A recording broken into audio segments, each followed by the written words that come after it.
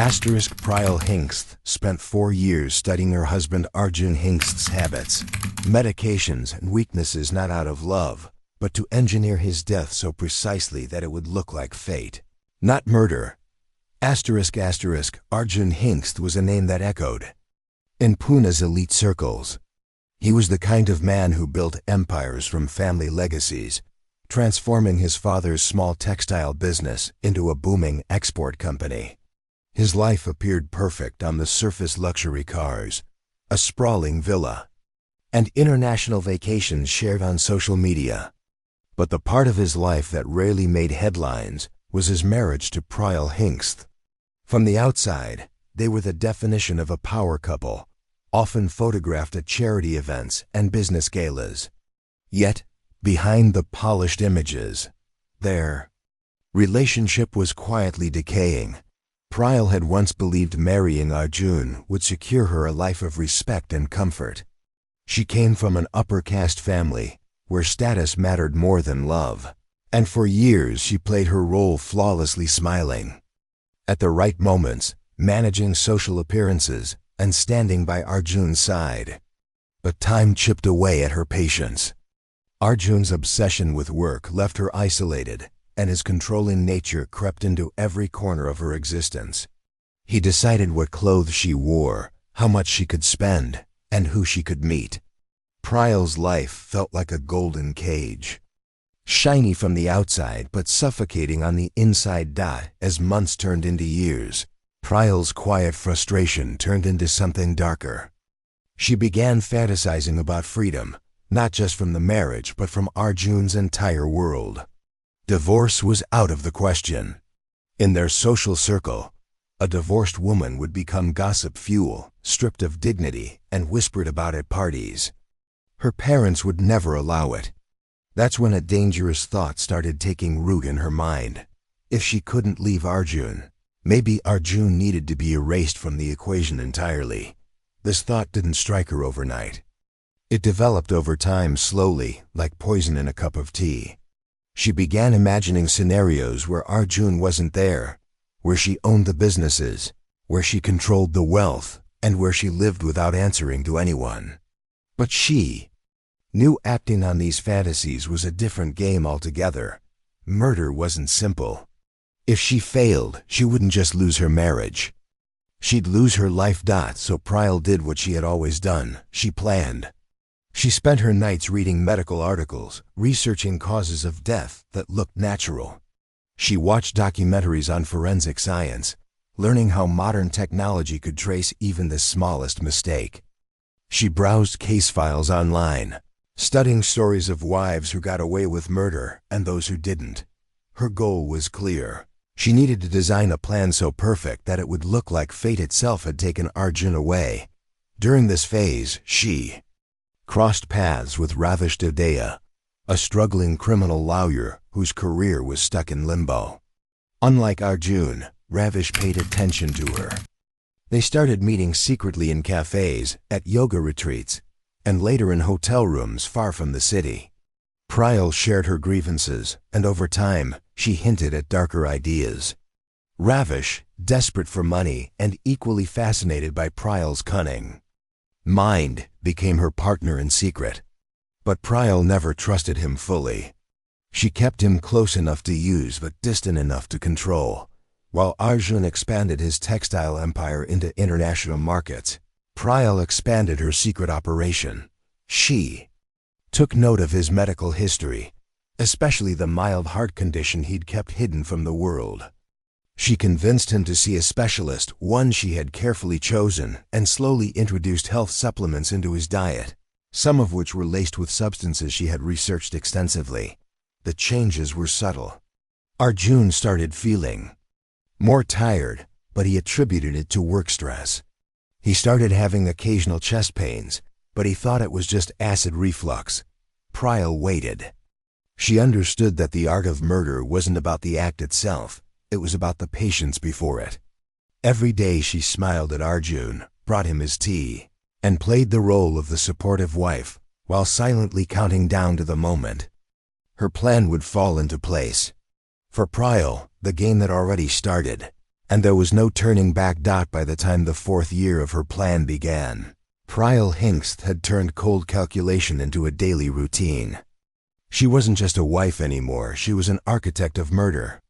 Her life revolved around fine details, carefully adjusting every part of Arjun's environment so that his death would look like a tragic accident. Her patience had become her greatest weapon. Arjun, completely unaware, had become more dependent on his wife over time. His textile business demanded long hours, international meetings, and constant stress. He had developed insomnia, which Priyal cleverly used to her advantage. She insisted he consult a doctor she recommended, a physician who unknowingly became part of her scheme. The doctor prescribed Arjun sleeping pills, mild sedatives to help him rest at night. Priyal made sure to monitor his dosage herself, claiming she was worried about accidental overdose. In reality, she was slowly adjusting his intake, adding small, almost undetectable traces of other substances she sourced online through encrypted sites. She kept records of everything, memorizing the exact timings when Arjun felt weak, dizzy, or unusually exhausted. Alongside this medical manipulation, Priyal set the financial stage for life after Arjun. She convinced him to meet with Ishra Gokul, his trusted accountant, to update family financial plans. Ishra had worked with Arjun for years and had no idea she was being used. Under Priyal's guidance, Ishra helped open new life insurance policies in Arjun's name, with large payouts. That would go solely to Priyal. To make it appear normal, Priyal suggested they invest in these policies as part of long-term wealth management. Arjun, distracted by his growing business, barely paid attention. He signed papers without reading them fully, believing Priyal was just being a careful wife. Meanwhile, Priyal's secret meetings with Ravish Dodaya became more dangerous. They no longer just met for emotional support or physical connection. They strategized. Ravish, with his legal background, helped her fabricate documents that would mislead investigators in case anyone questioned Arjun's death. Together, they created fake email threads between Arjun and his supposed business rivals, hinting at conflicts and threats that didn't exist. They planted these digital footprints carefully, using burner phones and VPNs to avoid detection. Priyal knew that if the police suspected foul play, they'd look at Arjun's business competitors first. That was part of her plan. The fabricated emails pointed toward a rival textile company that had once sued Arjun over patent rights. These documents were timed and uploaded to cloud storage accounts set to activate after Arjun's death, giving the illusion of an unresolved feud that might have turned deadly. The emotional manipulation continued at home. Priyal made herself appear loving and supportive, helping Arjun through his fatigue, encouraging him to work out more despite his exhaustion. She pushed him into late-night gym routines, knowing his heart was growing weaker each month. When he complained about shortness of breath, she insisted it was just stress and suggested herbal remedies, some of which contained compounds that subtly strained his heart further. Priyal also controlled Arjun's social life. She discouraged him from meeting old friends, claiming they were jealous of his success. She isolated him emotionally, making herself the only person he confided in. In public, she maintained the image of a dutiful wife, attending business dinners, smiling in photographs, and hosting charity events, all while the timeline in her head ticked closer to the endgame. Her plan wasn't about one moment of violence. It was about shaping months of routine into a death trap so slow and quiet that no one would hear it coming. She didn't need a weapon, a masked attacker, or a dramatic confrontation. She only needed time. And after 4 years of preparation, Priyal knew the final phase was approaching. Arjun's heart was already on the edge. All it needed now was a gentle push. On a humid June evening, the final act of Priyal's carefully constructed plan unfolded. Arjun Hingsth, as usual, returned home late from the office. He looked tired, his skin pale, his eyes hollow from months of sleepless nights. Priyal greeted him with a warm smile, masking the storm of calculations running through her mind. That night was no different from the hundreds of nights before, except this time, it would be the last. After dinner, Arjun followed his usual routine. He took his sleeping pills, the ones Priyal had been monitoring for months, unaware of the extra supplements mixed into his regimen. She had increased his digitoxin intake very gradually, adding tiny doses into his protein shakes and wellness teas. This rare plant-based toxin wasn't something a regular autopsy would detect easily. In small amounts, it mimicked natural heart failure symptoms, attacking the heart silently until one day it simply stopped working. Priyal had studied this for over a year, sourcing the extract online from anonymous vendors who shipped the ingredients. Without asking questions, that night, Arjun decided to work out before bed, something Priyal had subtly encouraged over the past few weeks. He changed into his gym clothes and headed to the home gym downstairs, where he often spent an hour on the treadmill to clear his mind. The air conditioning in the room was weak, and the heat made his breathing heavier than usual. Sweat dripped from his forehead as he pushed himself beyond his limits, just as Priyal had predicted. Upstairs, Priyal waited, sitting calmly on the balcony with a book she wasn't reading. Her mind was focused entirely on the timing. After 40 minutes, she heard a sudden crash, a sound she had imagined in her mind countless times. She stood up slowly, giving herself just enough delay to make her next actions seem natural. When she reached the gym, she found Arjun collapsed near the treadmill, his body motionless, his lips slightly blue. She called for an ambulance, her voice steady but panicked, just enough to sound real. The paramedics arrived quickly, but it was already too late. Arjun was pronounced dead at the hospital within minutes. The initial diagnosis was straightforward: sudden cardiac arrest. Given Arjun's mild heart condition and the family history of cardiac issues, no one questioned it. The doctors assumed his stressful lifestyle, combined with late-night workouts and lack of sleep, had finally caught up with him.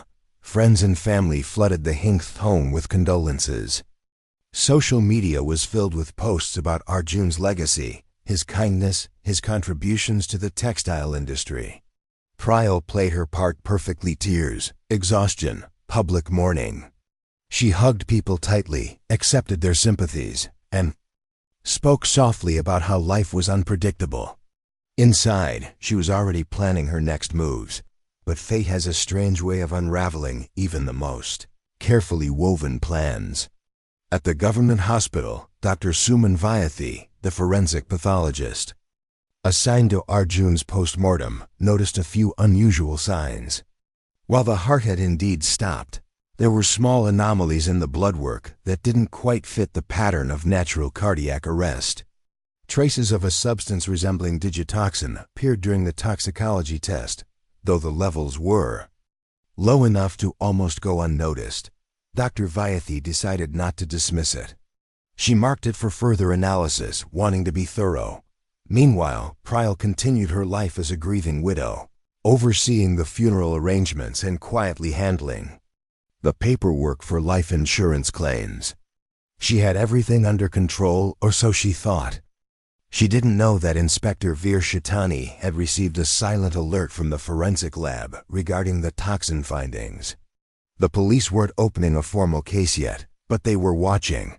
Arjun's death had been engineered to look like fate, but sometimes fate has its own plans.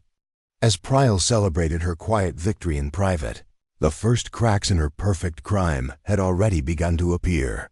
Inspector Veer Shetani had worked enough homicide cases to recognize when something felt off. Arjun Hingsth's death had the appearance of natural tragedy, but the digitoxin traces discovered by Dr. Suman Vyathi raised an invisible flag in his mind. Poisonings designed to mimic heart failure were rare, but not unheard of. In cases like these, the killer usually counted on medical assumptions and grief to bury the truth. Veer decided to quietly open an investigation without alerting the family or the media. Discretion was key if he wanted to catch the person responsible. The first step was reviewing Arjun's life in detail. Veer interviewed his colleagues, business partners, and household staff, collecting fragments of information. Everyone described Arjun as hardworking but stressed, a man too obsessed with his company to focus on personal matters. Veer noticed that none of the staff reported any major conflicts in the household. No one mentioned Priyal in a negative light. She was described as caring, supportive, always by Arjun's side. To outsiders, Priyal had crafted a flawless role. But Veer knew from experience that the most dangerous killers often wore the calmest masks. Veer ordered a full search of the Hingsth home under the pretense of gathering routine health records. He sent a team to quietly collect supplements, medications, and food items from the kitchen. Forensics found traces of foxglove extract in the garbage, cleverly disguised under cosmetic waste. Foxglove is the primary natural source of digitoxin, and this discovery could not be ignored. Veer now had physical evidence linking the poison to the household, but proving who had introduced it would require more. He decided to plant a false narrative in the media, leaking a story about how Arjun's death might be linked to a business rivalry. The newspapers picked it up quickly, and speculations about corporate enemies flooded the news cycle. Veer's goal was simple: observe reactions. If the killer believed the police were chasing the wrong lead, they might relax their guard or make mistakes. Within days, the trap began to work. Priyal, confident that the authorities were focusing on Arjun's business enemies, arranged a secret meeting with Ravish Dodaya at a hotel far from Pune. Unknown to them, the police had been monitoring Ravish since discovering large cash transfers to his account just weeks after Arjun's death. Those funds had no legal explanation, and Veer suspected they were part of a payout connected to the murder.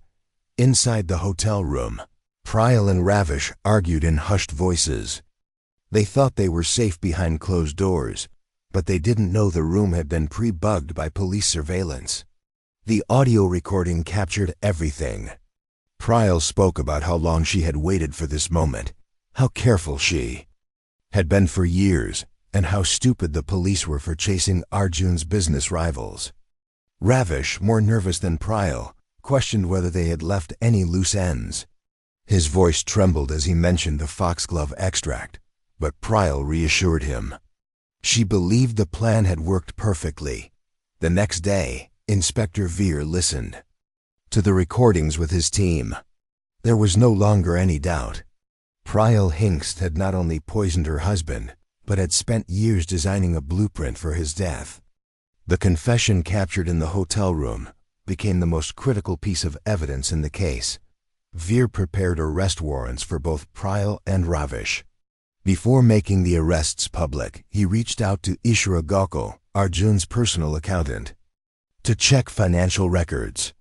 Ishra, blindsided by the news, provided further documents showing Priyal's involvement in pushing for life insurance policies and quietly transferring large sums of money into hidden accounts. The noose had tightened. What began as a subtle investigation had now become a complete picture of premeditated murder. Priyal thought she had committed the perfect crime, but in her arrogance, she had underestimated the layers of forensic science and human curiosity. The slow, methodical death of Arjun Hingsth was no longer a mystery. It was about to become a headline. The arrest of Priyal Hingsth and Ravish Dodaya sent shockwaves through Pune's upper-class community. No one could believe the glamorous widow, who had appeared so broken during her husband's funeral, was actually the mastermind behind his murder. The news spread fast, and every detail of the investigation became public.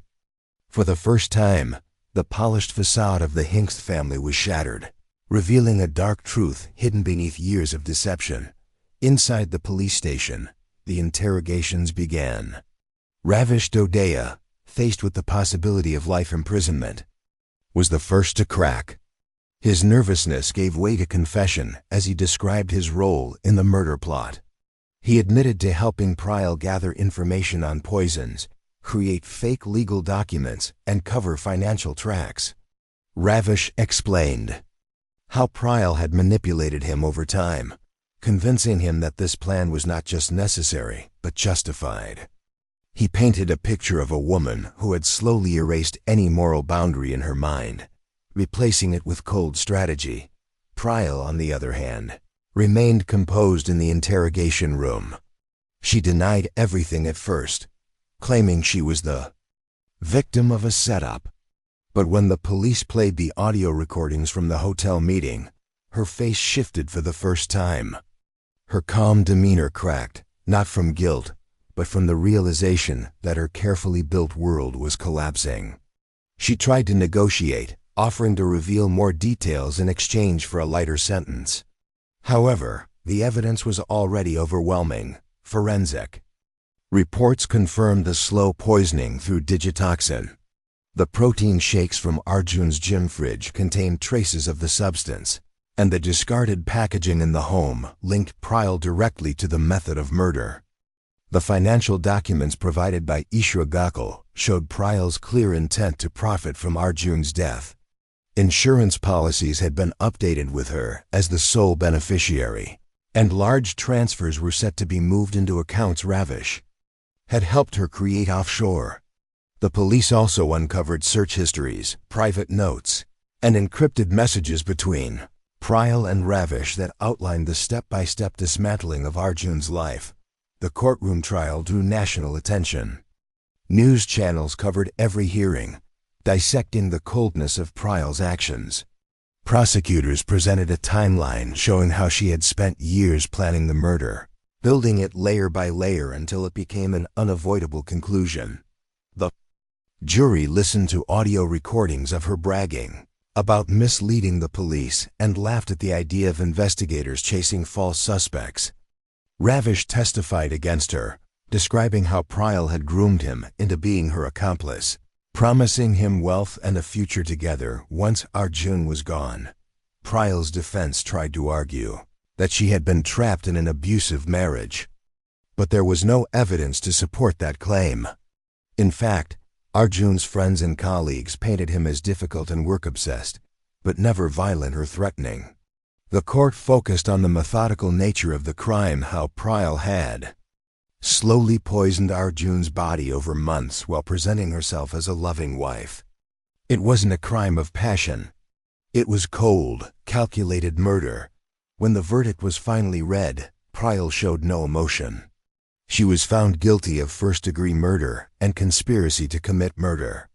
Ravish received a reduced sentence due to his cooperation, but he too was sentenced to years in prison.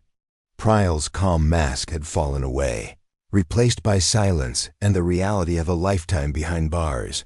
The case of Arjun Hingsth's death became a permanent part of Indian true crime history. It wasn't just the shocking murder that captured the nation's attention. It was the idea that someone could spend years designing the perfect crime, only to watch it unravel from a single forensic clue. The lesson was clear, even the most patient killer cannot control every variable. Fate, as always, has its own agenda.